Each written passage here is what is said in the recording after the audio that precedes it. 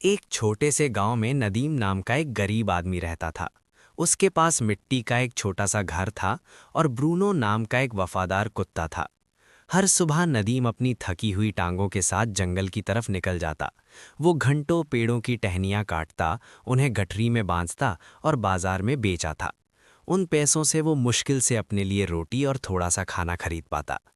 नदीम की पत्नी शाइस्ता बहुत खूबसूरत थी, लेकिन उसका स्वभाव काफ़ी तेज था। वो गरीबी से परेशान हो चुकी थी। उसे लगता था कि नदीम एक बदकिस्मत आदमी है जो कभी कुछ नहीं कर सकता। वो अक्सर उसे ताने देती और उसकी बेइज्जती करती। एक शाम तेज बारिश हो रही थी। नदीम पूरी तरह भीगा हुआ और बहुत थका हुआ लकड़ियों का गट्ठर लेकर घर पहुंचा, लेकिन दरवाजे पर जो हुआ उसने उसका दिल तोड़ दिया। शाइस्ता गुस्से में बोली, निकल जाओ मेरे घर से, अब मुझे तुम्हारी कोई ज़रूरत नहीं। नदीम हैरान रह गया।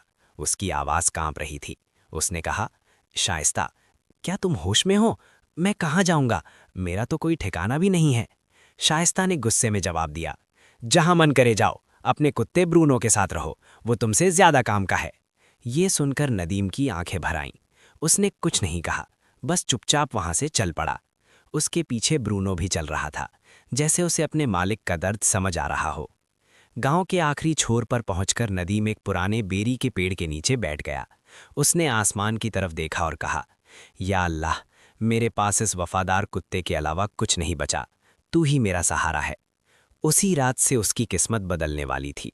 रात गहराती गई, ठंड बढ़ने लगी। नदीम उठकर जंगल की तरफ चल दिया जहां कोई नहीं रहता था। चलते चलते उसे एक पुरानी टूटी हुई कुटिया दिखाई दी। वो अंदर गया और कुछ सूखी लकड़ियां इकट्ठा करके आग जलाई। फिर वो मिट्टी के फर्श पर ब्रूनो के साथ लेट गया और बोला, गरीबी मुझे क्या मिटाएगी ब्रूनो?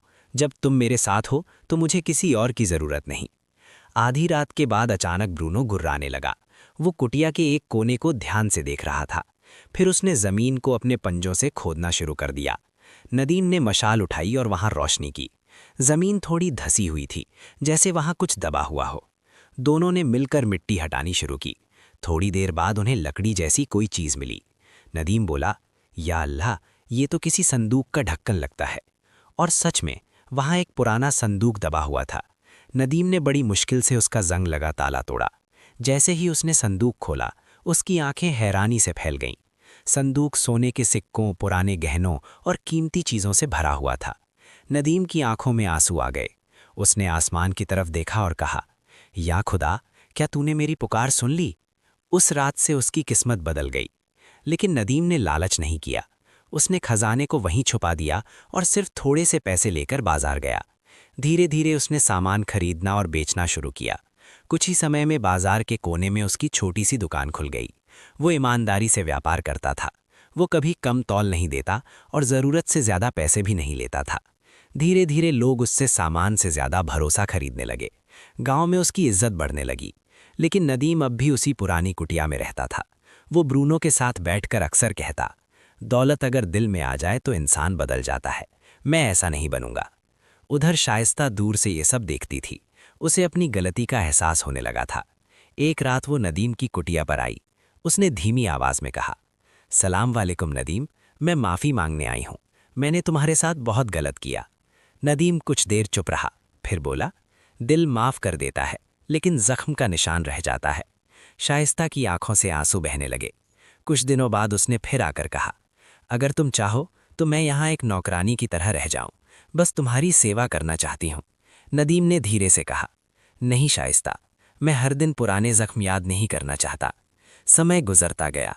एक दिन गांव में कुछ लोगों को शक हुआ कि नदीम को कोई खजाना मिला है। एक लालची आदमी अजीत ने उस खजाने को चुराने की योजना बनाई। एक रात वो अपने साथियों के साथ नदीम की कुटिया पर हमला करने आया। लेकिन ब्रूनो ने जोर से भौंकना शुरू कर दिया और एक हमलावर पर टूट पड़ा। शोर सुनकर गांव वाले भी आ गए और सब सच सामने आ गया।